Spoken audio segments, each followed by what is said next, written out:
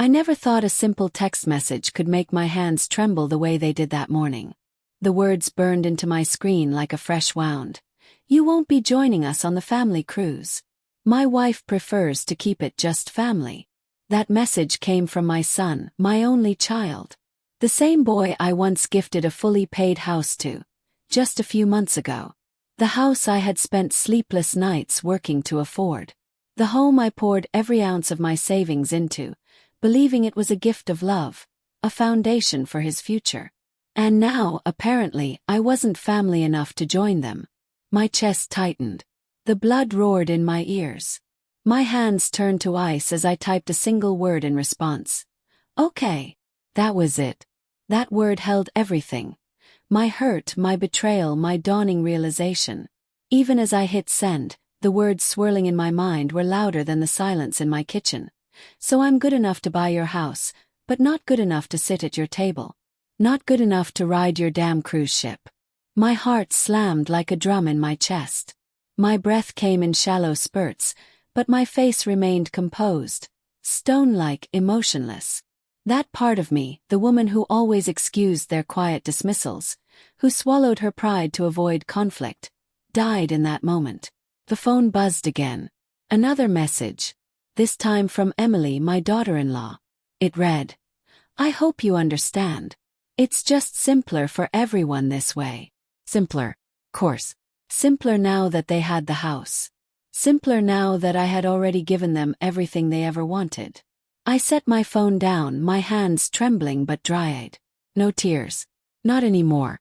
Because right then a part of me stirred.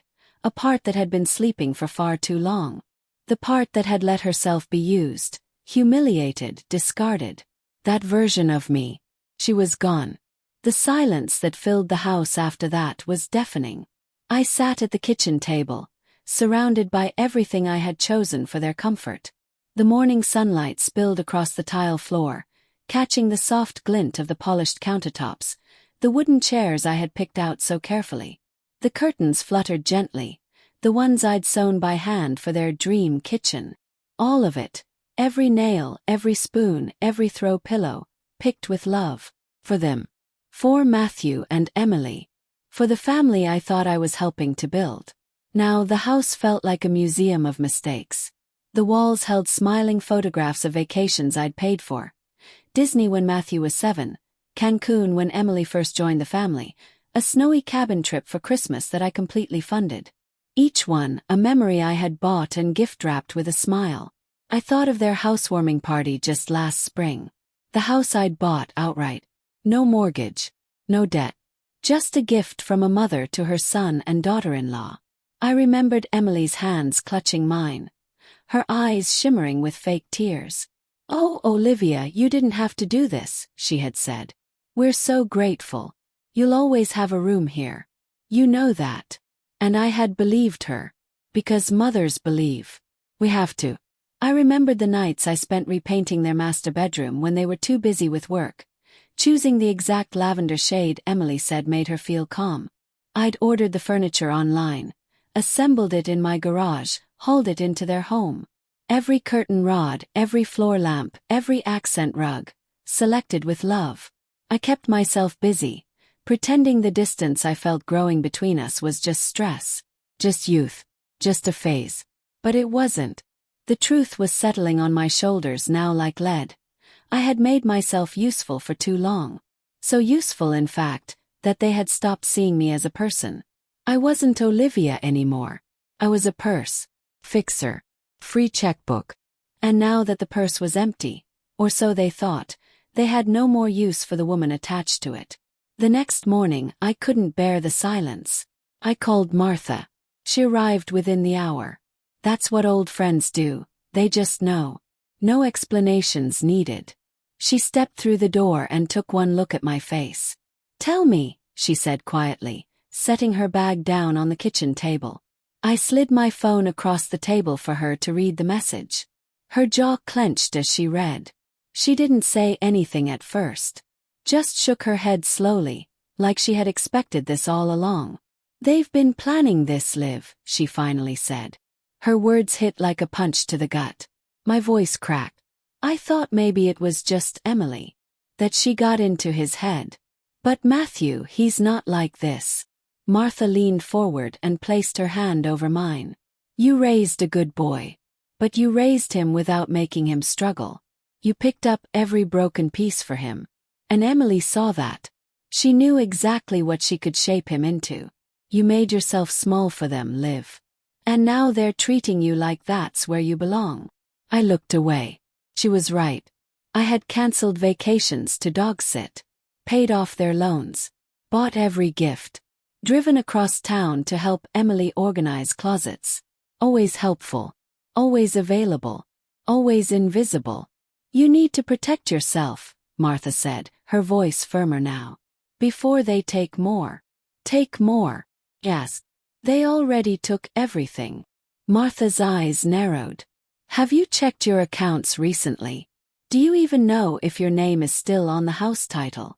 Cold shiver ran down my spine. I let Emily handle most of the bills, I admitted. She said it made taxes easier. Martha leaned back. Log in today. Every account. Every asset. And if anything's off, we go straight to a lawyer. My breath grew shaky. My hands trembled. Not from fear this time, but from realization.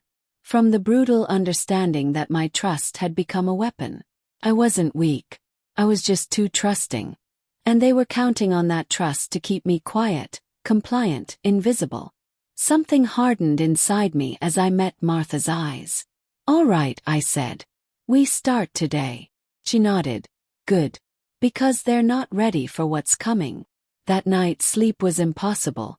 Every time I closed my eyes I saw that message again. Emily's sweet, calculated tone. Matthew's silence. And Martha's voice echoing in my head. You need to protect yourself now. At 2:17 a.m., I gave up and grabbed my laptop. My fingers hovered over the login screen for a moment. Stiff with nerves. For years, Emily had handled my online payments. It's easier, Olivia.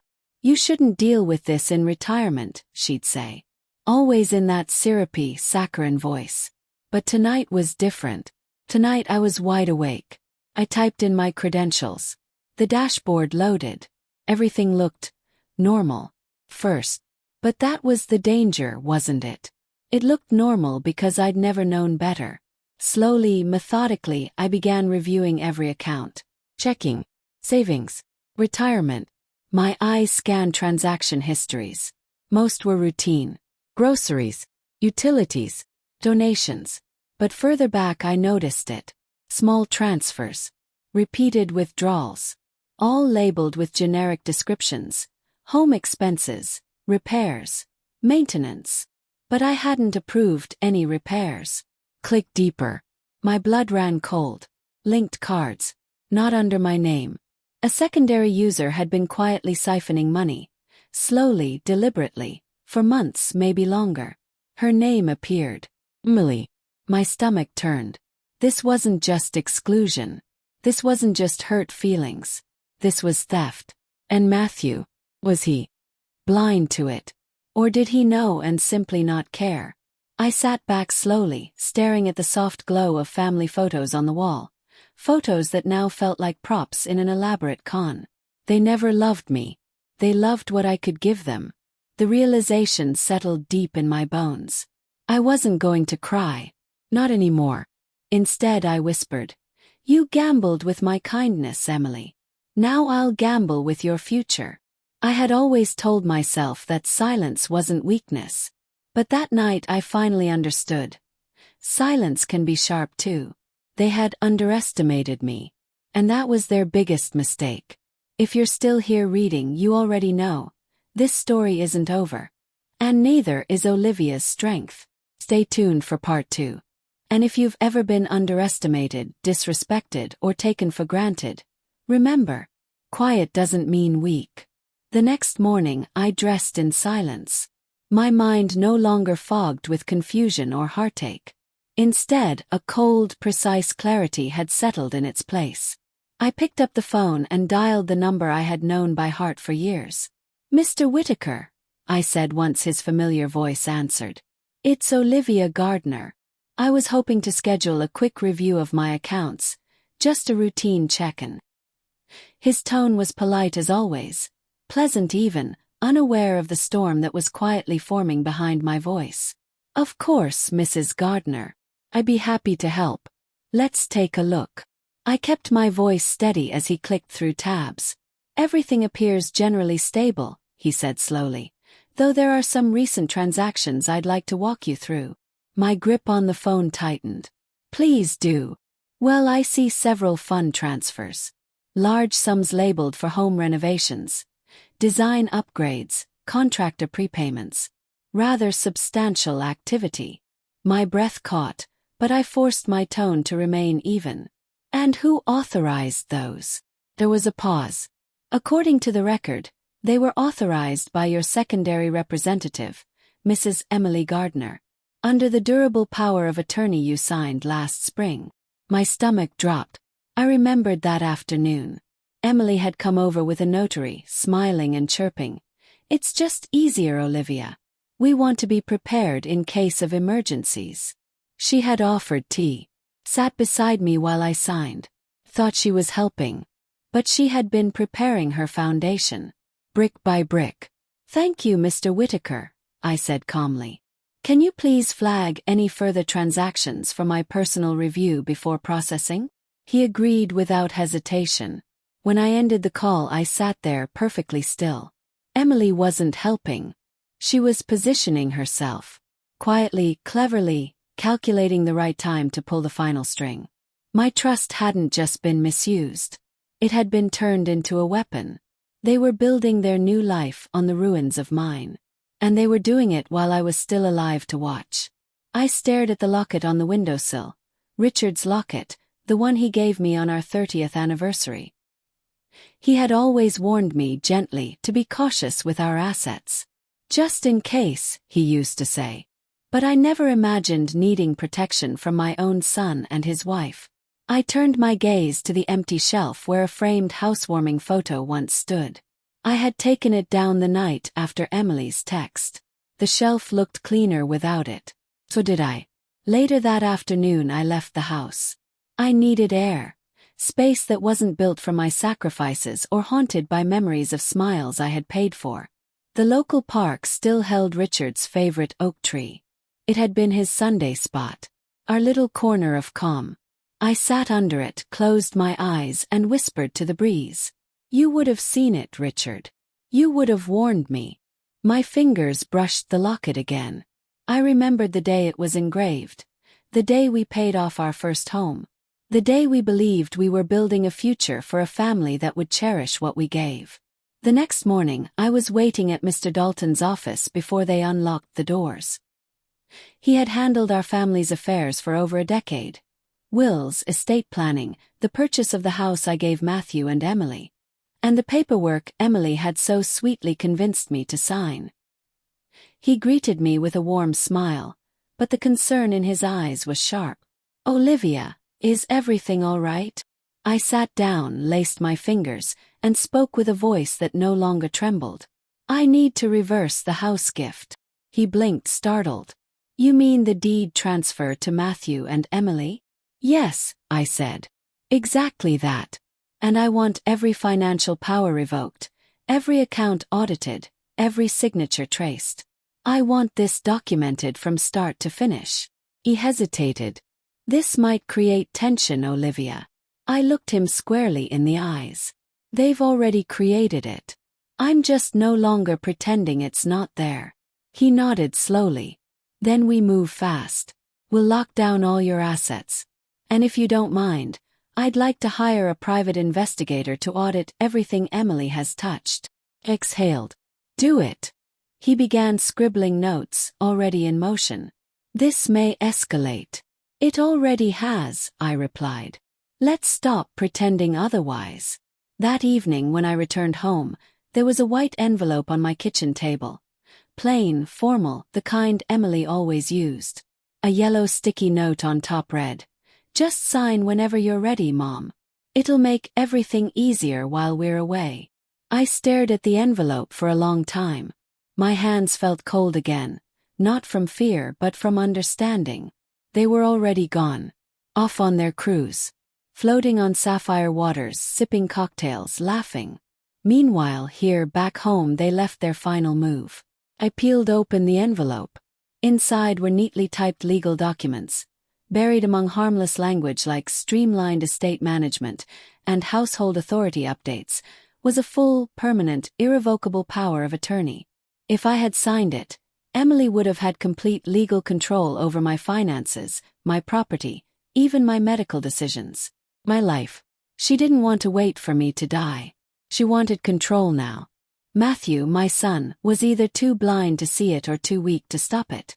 I carefully folded the documents back into the envelope and set it down. Let them believe I hadn't noticed. Let them think I was still the same naive woman, the one who signed whatever they gave me, who smiled and said, "Thank you." That woman no longer lived here. My attorney had already started the reversal paperwork. The investigator was on his way. And now, with this, I had the final piece, proof of intent. A loaded weapon they left lying on my kitchen table. I sat down in the sunlight streaming through the window. I wasn't panicked. I wasn't afraid. I was ready. They thought this was still their game. But they forgot, silence doesn't mean surrender. The next morning, I returned to Dalton's office. I handed him the envelope without a word. He flipped through the documents, his face growing tighter with every page. "They're getting bold," he said. "If you had signed this, Olivia, they'd have had the right to sell your house, clean out your accounts, and place you into any care facility they chose." I looked at him calm. "Then let's move faster." He nodded. "We already are." The house reversal was in motion. Financial authorizations were being revoked. The private investigator had begun his audit. "We'll be aggressive," Dalton promised. "This isn't just fraud, it's elder financial abuse. And now we've got proof." That afternoon I walked through my home with new eyes. These walls, these photos, the furniture they demanded. It was all a monument to my generosity and their greed. I paused at the empty shelf again. I pulled out the photo frame from the drawer. Matthew and Emily, all smiles at the housewarming. I stared at it one last time, then turned it over and slid it back into the dark. 2 days later my phone rang. The investigator's voice was calm but urgent. "Mrs. Gardner, you'll want to see this. Tell me. Your daughter-in-law has listed your gifted home as collateral for a second mortgage. Filed last week. They're already in pre-approval with a private lender." I stood still. "Did they disclose how they got ownership?" "No. They presented it as a family transfer. No mention of coercion, no sign of your accounts being involved." Felt cold. They weren't just draining my money. They were building debt on top of it. If I hadn't intervened, I might have come home to find the house sold, my retirement gone, and every legal right already stripped away. "Do they know you're aware of this?" he asked. "No," I replied. "Let's keep it that way." I sat in the dark of my living room for a long while. There was no panic, no rage. Just direction. Just truth. They hadn't been careful because they assumed I would never question them. They thought I was still the mother desperate to be loved. They were wrong. When a woman like me finally says no, it's already too late for the other side. And Emily, she gambled with my gift. Now I was gambling with her future. You've come this far for a reason. If Olivia's quiet power is inspiring you, don't miss what's coming next. This is more than a story, it's a reckoning. Quiet doesn't mean weak. Like, share and follow to see what happens when the underestimated rise. The next few days unfolded with quiet precision. Each morning, I sat across from Mr. Dalton in his office, papers spread across the conference table like a battlefield. The private investigator joined us on speakerphone. We reviewed every transaction, every linked account, every document. Emily had slipped past me with her polished smile. They had left a trail wide enough to bury themselves in. "This pattern of unauthorized transfers," the investigator said, "along with the forged durable power of attorney, will speak volumes in court if needed." I nodded as Dalton pushed another bank statement toward me. The more we uncovered, the more horrifying it became. Emily hadn't just skimmed money. She had drained credit lines, funneled cash into investment accounts under her maiden name, and used my identity to apply for pre-approval on their second mortgage. It wasn't just deception. It was premeditated theft. She used your retirement fund to pay off her personal credit card debt, Dalton said, voice clipped. All while smiling at you across the dinner table. All while calling you Mom. I felt no sadness. Only confirmation. The love I thought we had was conditional. Bought and sold. I had fed it with money and favors and silence. And now that I had stopped feeding it, it had turned on me. And the timing of that cruise, the investigator added. Perfect cover to finalize paperwork while you're alone. That envelope she left you, it was their final move. I stared at the empty notary line on the forged documents. She didn't want to wait until I was gone, I said quietly. She wanted to erase me while I was still alive. Dalton nodded grimly. She didn't think you'd catch on. But I did, I said. My voice was solid now, unshakable. And she won't see the next move coming either.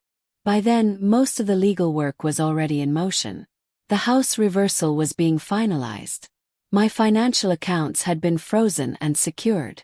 Emily no longer had access to a single dollar.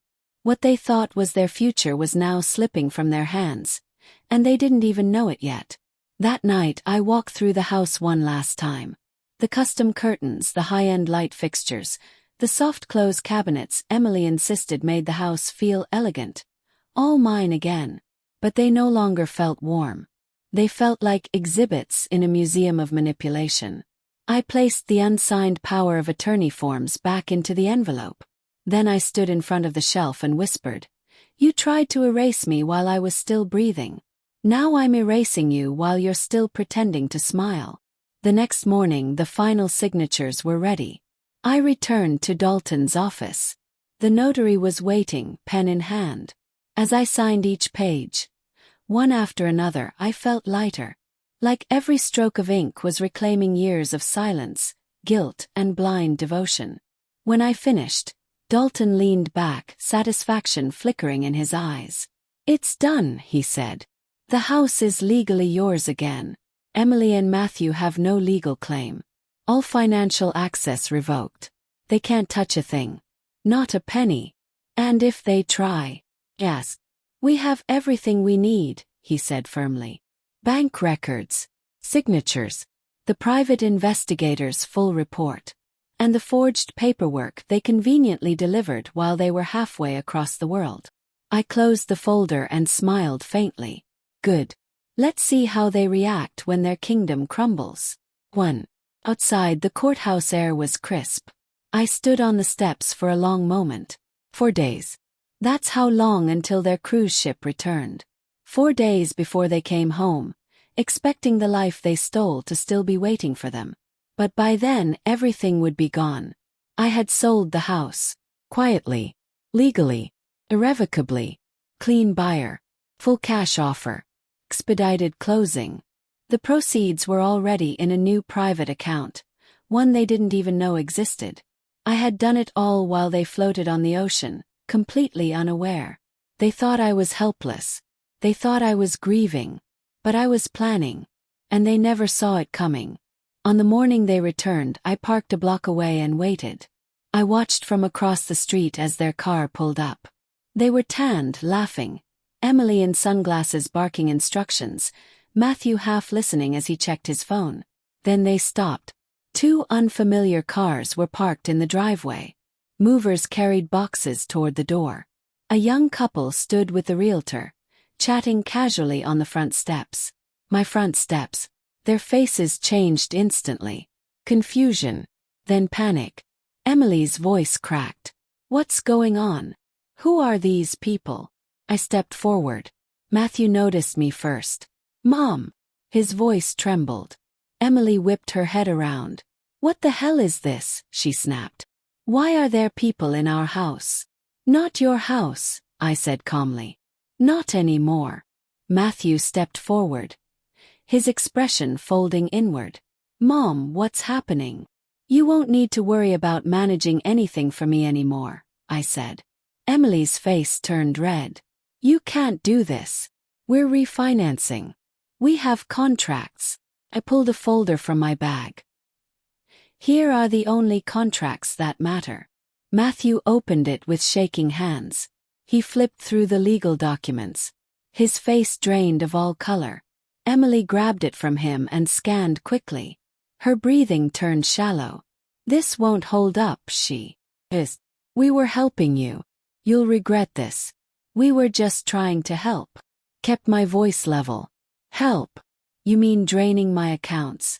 Borrowing against a house you didn't even own anymore? Forging documents while you were cruising halfway across the ocean? Emily's eyes darted. You can't prove. I raised my hand. Stop. The word was soft. Final. You don't regret what you did. You regret getting caught. The silence that followed was heavy. It stretched long enough for realization to settle on their faces. This wasn't a bluff. This wasn't a tantrum. This was a reckoning. Took a breath. You gambled with my trust, I said. And you lost. Emily's expression twisted into rage. You can't just take everything from us. We built this life. You didn't build it, I said. You took it.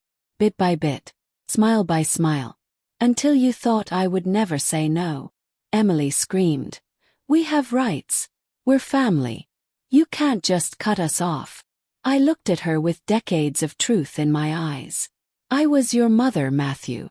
You made me your target. He looked down, silent. For a moment, I saw the little boy who once needed me. But that boy was gone. I wasn't mourning him anymore.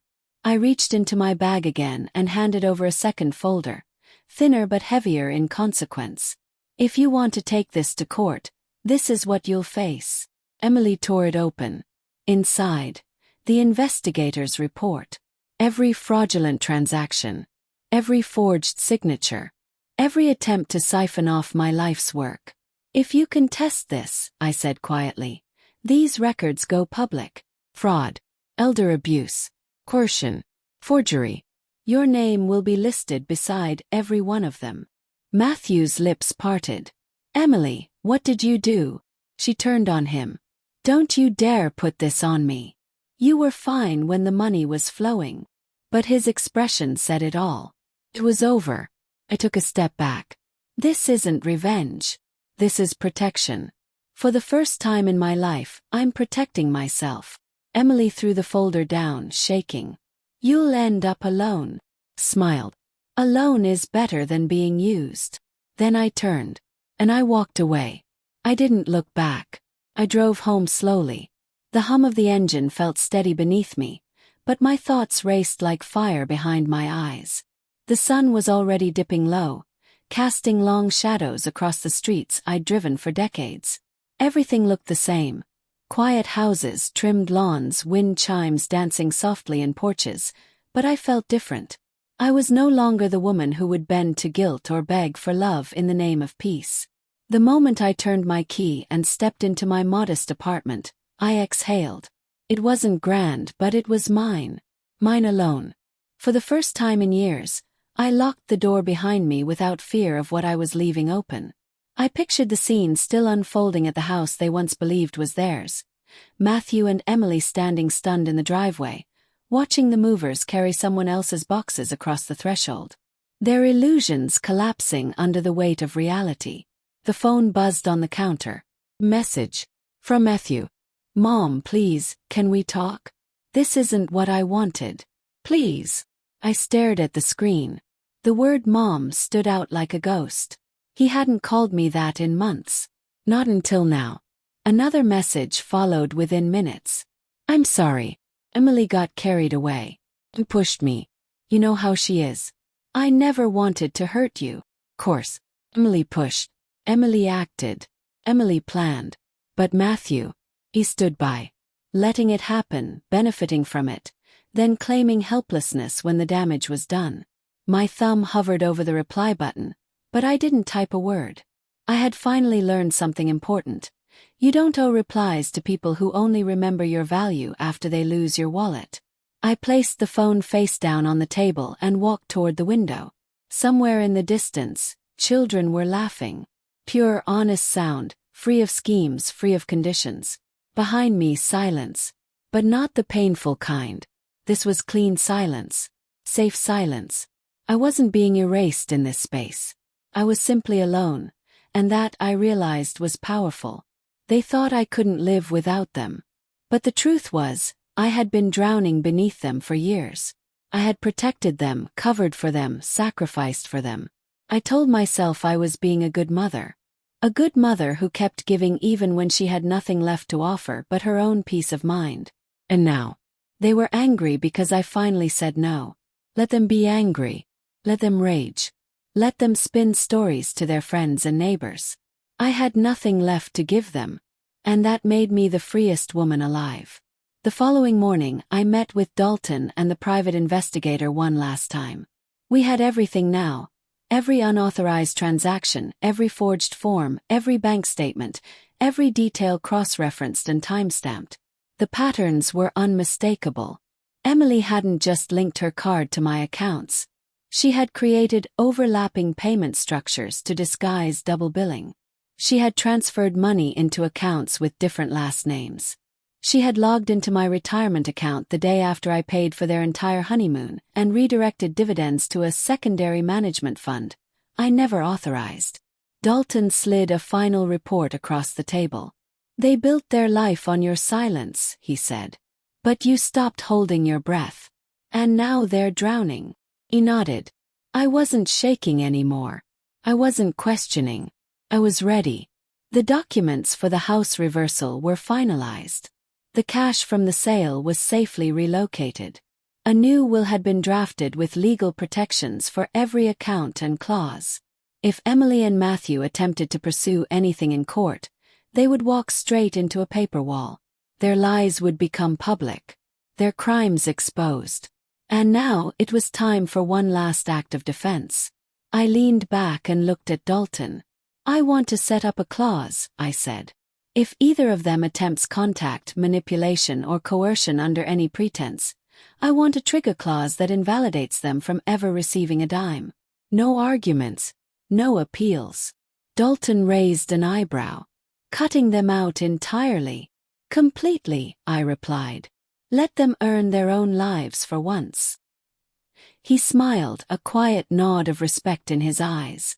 It's rare, he said, to see someone stand this tall after being dragged through so much. It's not strength, I replied. It's survival. I'm just done apologizing for it. That afternoon I returned home. I made myself a simple lunch. I sat by the window with tea. The world outside moved gently. Trees swayed.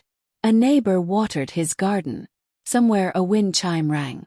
Everything I'd once tried so hard to preserve, the family dinners, the shared holidays, the illusion of closeness, it didn't haunt me anymore. Felt distant. Like a fog that had finally lifted. I was no longer clinging to people who only stayed close when they needed something. I was no longer playing the fool. I was just free. The next day, I received a manila envelope in the mail. From Dalton's office. Inside was a full copy of the estate restructure and the legal finalization of the house sale. Everything stamped, notarized, sealed. I sat quietly, running my fingers across the embossed lettering. I had expected to feel grief, regret, loneliness, but instead I felt weightless. I turned on the small radio in my kitchen. Classical piano track played. Something elegant and slow. I moved through the house, my house now, with deliberate slowness. I dusted off the picture frames I had taken down. Not the ones of Matthew and Emily. Those remained in a drawer where they belonged. But the old ones, me and Richard on our road trip in '92, the Christmas when Matthew was still sweet and small, our first home with the white shutters and the garden we never quite managed to tame, those I set back up on the shelf. The house was different now. Not because the rooms had changed, but 'cause I had. The woman who lived here now wasn't afraid of being alone. She wasn't apologizing for protecting herself. She wasn't giving her love like a debit card with unlimited swipes. I sat down, sipped my tea, and whispered aloud, Quiet doesn't mean weak. Quiet just means I've finally decided to speak in a language you're not prepared to hear. They gambled everything on my silence. Now they could sit in the wreckage of their own entitlement. The day after everything became final, I didn't feel triumph. I didn't feel vengeance. Felt clarity. I opened the windows in my apartment and let the breeze move through freely. It was light outside, bright in a way I hadn't noticed in a long time. Not the sun. The absence of weight. No more pretending. No more hoping for a love that only existed when I opened my wallet. I stood in the middle of my living room and looked around. My small, simple space felt like a palace. 'Cause no one else owned a piece of it. No one else controlled a single corner of it. This piece was mine. Entirely mine. The phone buzzed again. Another message from Matthew. I know things got out of hand. But I never wanted to hurt you. Can we just talk? I stared at it without emotion. It wasn't remorse.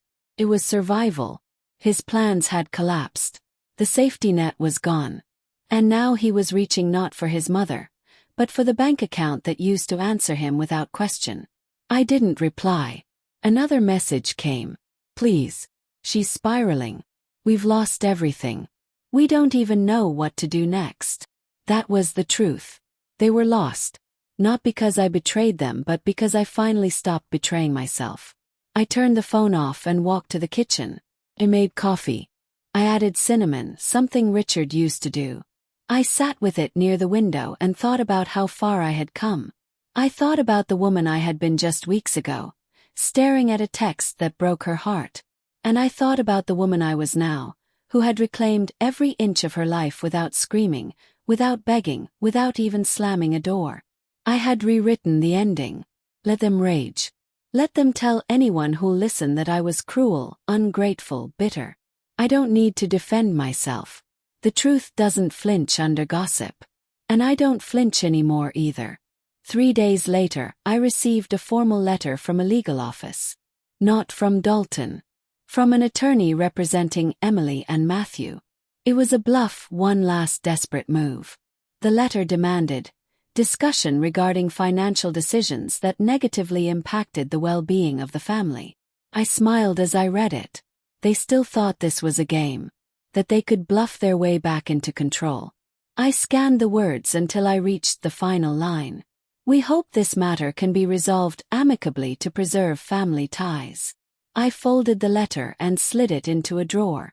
I didn't need to respond. Everything was already in place. Dalton had already filed a cease and desist for financial harassment. The investigator had created a backup archive of every document. One word from me, and every record would be submitted into public court. But I wasn't interested in a courtroom battle. That would mean giving them more attention. More of my life. Well, I had already won. The locks were changed. The accounts were sealed. The narrative had been corrected, not through anger or spectacle, but with silence that struck sharper than any scream. They had gambled with my kindness, turned my motherhood into a transaction, assumed I would always choose peace over truth. But what they didn't understand is this. When you corner a woman who's given everything and she finally stands up, you don't get to decide how the story ends. You do. The day the new couple moved fully into the house, I took a walk through a quiet part of the neighborhood. I passed by a little bakery that had just opened, sunflowers in the windows, fresh bread scent spilling onto the street. I stepped in, bought myself a croissant, and sat at a table in the corner. Alone. Content. Free. A little girl sat at the table next to mine, drawing with crayons. Her mother smiled at her, tired but soft-eyed. I smiled too because I remembered that. I remembered when I used to be the one holding everything together for someone else. And now I was holding myself without apology. The world didn't end because I said no. It began. The following week I sent one final package. Not to Emily. Not to Matthew. But to myself. I had Dalton print a certificate that symbolized the reversal. The legal reclaiming of what had once been taken. I framed it and hung it on the wall of my apartment. Not out of spite. Out of pride. It didn't say revenge. It said, I survived. They may tell people I betrayed them. They may say I stole back what was once theirs. But I don't need to argue. Because the people who matter, real friends, real neighbors, saw me repaint that house. Saw me deliver furniture, assemble cribs, cancel trips, and give every drop of energy to people who never said thank you. They know the truth. I know the truth. And that's enough. Weeks passed. I never replied to Matthew's messages. Not even when the tone turned desperate, then bitter, then quiet. Not even when he left a voicemail saying Emily had left. That they had lost their next home. That he didn't know where to go. I didn't reply because I finally understood what true love looks like. It's not blind giving. It's not keeping the peace by destroying yourself. Love respects. Love sees. Love never erases. I was his mother. And I loved him once with every beat of my heart. But that love was never supposed to become a weapon against me. And when it did, I put it down. That night I made myself dinner. I set the table with a single plate. I lit a candle, not for romance but for peace. I turned on music, danced barefoot across the tile, and laughed quietly to myself. It had been so long since I laughed for no reason. Felt like coming back to life. As I sat down, I raised my glass. Not to spite, not to victory, but to freedom. They thought I wouldn't survive without them. But now I live better than I ever did with them. They thought I was weak because I was quiet. But quiet isn't weak. Quiet is the storm you don't hear until it's all read here. And I had arrived. If this story moved you, let it be your reminder. You are allowed to say no. You are allowed to protect your peace. You are allowed to walk away from people who only love what you give them, not who you are. Quiet doesn't mean weak. It means I choose me. Follow. And never forget what you're worth.